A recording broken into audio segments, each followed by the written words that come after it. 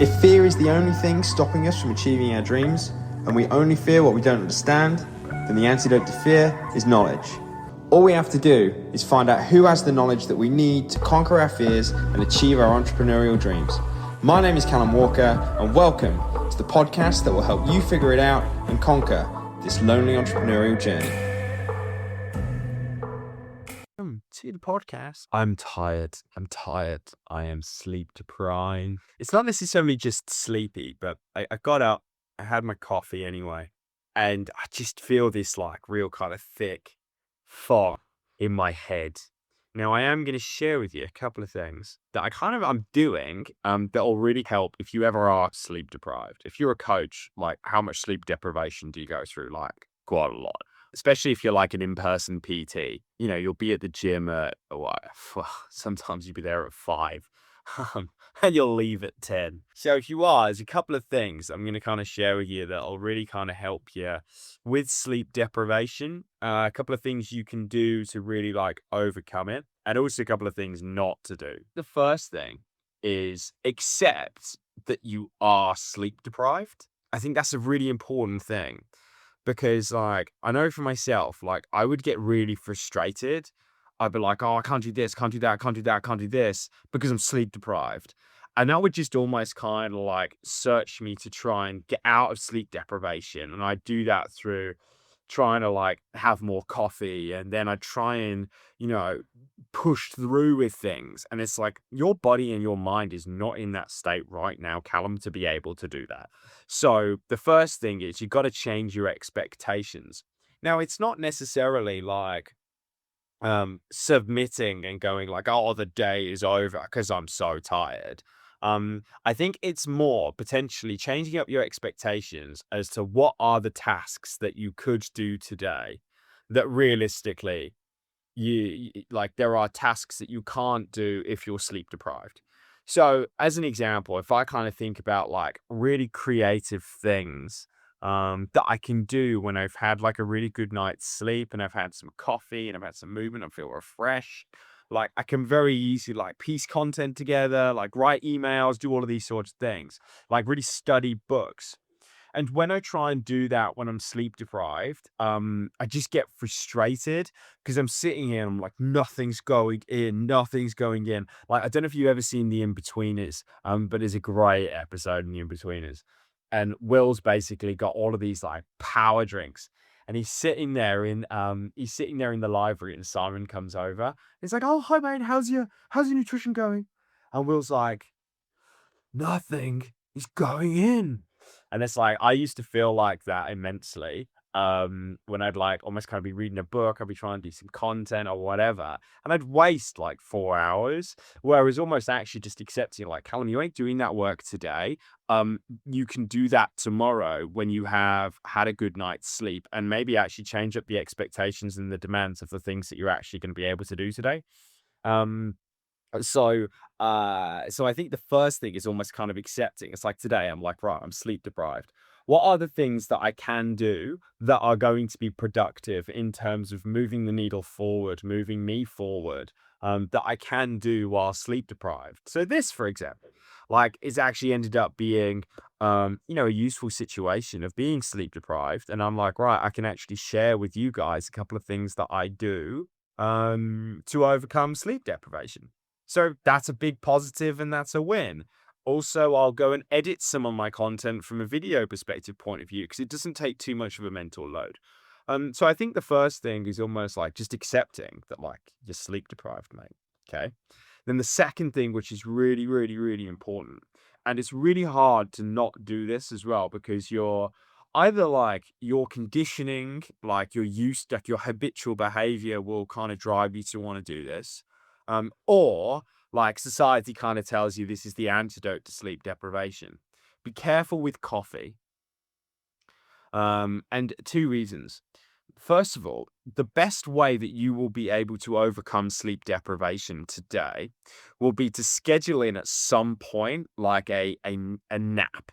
Okay. And it doesn't have to just be a nap. It could also be like, as Andrew Huberman talks about, a non-sleep deep rest protocol, or like in other words like a yoga nidra. So what is a non-sleep deep rest? What is a yoga nidra? Well, to keep it really simple, like they're both the exact same things, and they genuinely like will replenish you more than anything. So today, if you're watching this and you're sleep deprived, or at some point you do become sleep deprived, which I'm sure you will, or you have clients who are sleep deprived, this could also help if you're like sleep deprived because you've got kids and the quality of your sleep isn't great. Go and do a non-sleep deep rest, or effectively what's otherwise known as yoga nidra. And all it is just a body scan. Now, it'll work best ideally if you're lying down, but you may not have the luxury of being able to lie down. But at some point, if you can kind of schedule in a break, like as early as you possibly can, like, within the day, where all you do is just like shut your eyes and you're kind of going into like a meditation to start with. So the one I go with, Andrew Huberman does one, which is non-sleep deep rest. But to be honest, if you just go on like Spotify or if you go on like YouTube and just type in yoga nidra or non-sleep deep rest, you'll have one that will kind of walk you through it. I use an app called Insight Timer, and there's a woman called Jennifer Piercy who does one, and it's great. It's beautiful. I'll just listen to it and basically just listen to what they say. But all it is basically just a standard kind of body scan. So you're shutting your eyes, and it'll be like, okay, notice your right thumb. Now your index finger, then your middle finger, and you notice it, and then you go all the way through the body, like you'll scan all the way down to like your legs, to your feet, like all of these things. And effectively what happens is that, like, it's kinda like a massage, like a mental massage for the brain. And it's amazing. You will feel so rejuvenated. You will feel amazing afterwards, like almost as if you have slept. And you could have some that are 10 minutes long, some are 30 minutes long. So just by finding 10 minutes, 20 minutes, 30 minutes, that can help immensely. But then the other thing is just doing a standard nap. Now, an important thing with a nap is you gotta keep it under 30 minutes, really. And the reason for that is that, like, when you're looking at your sleep, you don't just, like, sleep. Like, you go through, like, 5 core stages of sleep, yeah? But you can kinda split it into, like, 3 categories, being light sleep, deep sleep, and REM sleep. And essentially, you have kind of like stage one and stage two, stage three, stage four, and REM. Stage one and two of sleep are your light sleep. Stage three and four are your deep sleep. And then you have REM sleep, which is rapid eye movement. Now, what's really important with a nap is that you do one of two things. You either commit to a full-on like sleep cycle, where you go for like a full 90 minutes, where you've gone through. So basically, we kind of sleep in 90-minute blocks. So you'll have like 90 minutes where you'll go through, and it's not always in this order, but just for the purpose of this, it's easy. You'll do like stage one, stage two, stage three, stage four, REM, and then you wake up and then you fall back asleep. You don't always remember waking up. But basically, you do like a 90-minute sleep cycle. Now, what happens is that you either want to commit to a full 90 minutes where you go through the whole thing, or you need to make sure that you wake up in light sleep. So in stages one or two. And the reason for that is like, have you ever had a nap that you've had and it felt like it's gone on too long and you're just like, oh, like you feel like you have been hit by a bus. Like you feel like worse than you had done if you hadn't have had the nap in the first place.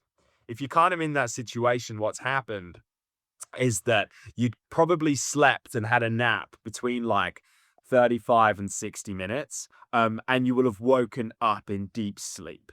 And that's known as sleep inertia. So it could end up making you feel worse. So if you're going to have a nap, just make sure that it's like less than 25 minutes. Give yourself like 5 to 10 minutes to actually drift off, but set a timer and make sure your alarm's nice and soft. If you have an aggressive one, it's just going to spike your sympathetic nervous system unnecessarily. So make sure that you do that.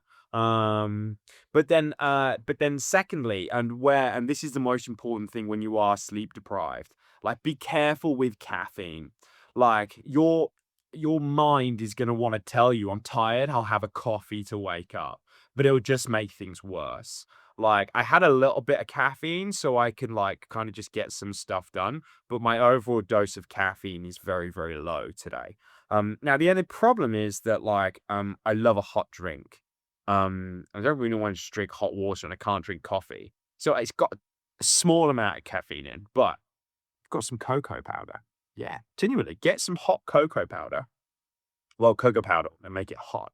And just have that throughout the day. Really, really nice. Why do we want to make sure that we're careful with our caffeine intake when we're sleep deprived? Um, well, if we want to kind of replenish ourselves throughout the day, and we do that through either a yoga nidra, non-sleep deep rest, or actually having a nap, having some coffee is going to make that really hard. Like you're not going to be able to kind of have that nap. So I always kind of see that coffee actually just delays fatigue. So like again, I kind of come back to what I said at the start of this, like delay, like accept that today with my expectations, like it's not a like it's not a go, go, go day to start with. So in terms of my caffeine dose I'm having in the morning, I'm going to lower that. Again, I'm a bit of like, I don't know, a bit of a unicorn with this, but I only have one coffee a day. Like I don't have caffeine after 8 a.m. Screws with my sleep. I'm very sensitive to caffeine. Now a sip of this actually. That is divine. Oh, chocolatey goodness. Um, no carbohydrates in that either. Very low carb. So if you've got clients who like chocolate, they like a little bit of sweet stuff, get drinking some cocoa. Um, so yeah, where was I at? I was at with caffeine. Yeah, I have a very, very low dose because also if you have a high dose, not only is it going to make you make it harder to have a nap, but also what it will do is it will kind of probably make you feel more anxious. So when you're sleep deprived, your cortisol is going to be higher. Your level of like sympathetic activity with your nervous system's going to be higher. Naturally, you're not fully replenished. And caffeine basically just like to summarize it, it just heightens whatever state you're in. So if you're in an anxious state, which you will be naturally physically by being sleep deprived, that caffeine will heighten that even more. So if I think about most of the breakdowns and meltdowns I've had, they have heavily been caffeine induced meltdowns tied in with sleep deprivation. And I've like gone to mum. I'm like, Mum, I just need a nap. I just need to. Oh, he killed the candle. I just need to sleep, but I can't sleep because I had too much coffee. Um, like, don't make that mistake. Don't make that mistake. So yeah, so that'd be the thing that I would just say. And to be honest, once you've had that nap, once you've had that like that restoration, you feel like a whole new person, which is pretty beautiful. So anyway, so I am sleep deprived today. So what am I going to do? Well, what time is it now? It's 11 o'clock. I've been up since 7. Uh, and the reason I'm sleep deprived is 'cause I had a fractured sleep. I went to bed late. I don't like going to bed late. But what am I going to do today? Well, I've just been recording some content with you guys. Then I'm going to go and edit and clip some up. I'm going to publish all of this. But then also, like, today's going to be more of a slow day, like, just in general. If I think about it, like, it's been very kind of go, go, go, go, go this week in a great way. Like, I'm in the middle of the Next Level Coach 6-week course. It's going really, really well. If you guys already want to upgrade onto my 12-month Elite Coach program, which is so exciting, adding more guys to the group and our wonderful community. But yeah, it's been very kind of go mode. I've been doing a lot of traveling around. And I've got a really kind of important couple of days. Like it's what day is it today? It's Friday. I've got a really important day on Sunday and Monday. Because basically I've hired some staff, which is so exciting. And I've got a lot of stuff to get done with them. So I just need to make sure that like I'm, as energetic as I can be and trying to push through today, that's not going to work. So, I've been invited to a party tonight. I'm not going to go because, well, two reasons. One, I need an early night, but also we're in the middle of the celebrity traitors, and I haven't watched it Wednesday and Thursday because I was traveling and out in the evenings. So to be honest, like, yeah, okay, I'm using the early night as an excuse, but I just want to like sit here.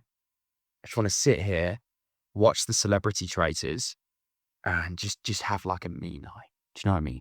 Like, make myself a really nice meal. I'm gonna make a chili con carne tonight, one of my favorites. I might have a little bit of whole grain rice. I'm normally very low carb, but tonight I'm gonna have a little bit of whole grain rice because it'll help my sleep. So again, like, if you want to go and have like a good night's sleep, one thing that you want to do as well, which can help, is a couple of things. First of all, have so I'm having some whole grain rice. Why am I going to have some whole grain rice tonight? Well, starchy carbohydrates are very high in an amino acid called tryptophan, and basically tryptophan gets converted into serotonin, and serotonin calms you down, but also it increases melatonin production. So on days when, like today, I'm a bit sleep deprived, I'll have like a little bit more carbs in the evening. Now it's whole grain, so it's low glycemic, but then also as well, so that'll help sleep. Another really, really cool trick, kiwis. Okay. If you're sleep deprived, kiwis. Have a kiwi 1 hour before you go to bed. Why a kiwi? Well, if we kind of look at like what drives us to go to sleep, one of the main things that helps us get to sleep is melatonin. Okay. So it's a hormone that's produced in the body that basically just signals to the body like it's time to go to sleep. It kind of like turns off the internal light switch. It doesn't send you to sleep, but it gets the whole body ready to go to sleep. Now kiwis are very, very high in serotonin. And when you consume serotonin, that gets converted into melatonin, which can then help you get to sleep. And there's some really cool research that shows if you have a kiwi 1 hour before going to sleep, it can actually increase the duration of your sleep by 13%. Now, that may not sound a lot, but if you're sleeping for 8 hours, that's an extra hour and a half of sleep that you've got just from having a kiwi. Okay. So have a kiwi 1 hour before you want to go to bed, and you will be conked. Conked. It's one of my favorite things that me and Alice do. We'll just sit there and eat our kiwis before we go to bed. Now, important thing, go with a normal kiwi. Okay. You've got two types of kiwi. I'm a bit of a kiwi nerd. Two types of kiwi. You have a normal kiwi and then you have a golden kiwi. Now, the golden kiwis taste better than the normal kiwis, but they have a lower serotonin content and they will have a less of an impact on your ability to sleep. So go the normal kiwi 1 hour before you get to bed. So tonight, I'm going to be perched on that sofa, chili con carne, whole grain rice. Then afterwards, it's going to be kiwi before we go to bed. And I'm just going to completely sleep. In terms of training, again, like we're training for the hybrid games at the moment. And I'm also on a marathon. I've got a marathon in Paris in April. It's November now. But I'm not going to train today. I'm not going to train. I'm very, very fatigued. And then it is the do the thing that you don't want to do. I do enough of that in my life. I have no problem with motivation with that. Like I do that.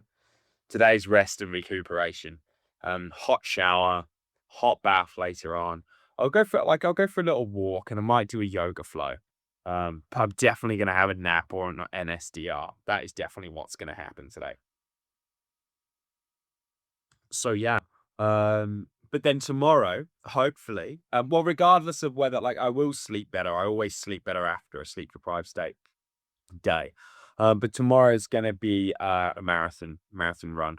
I'm not going to run a marathon, but tomorrow I'll do probably like 12K. So just training for the marathon. I've got a long time to go, so I'll do a 12K. We've got canal by us here, so I'm going to go run down the canal, which is beautiful. Got some great trail runners as well. So that's going to be the gig. So yeah, never forget, if every one of your clients gave you just one new client, you have doubled your business. And don't forget to grab the free nutrition course below to level up your nutritional game so you can get better results with the clients. See you later.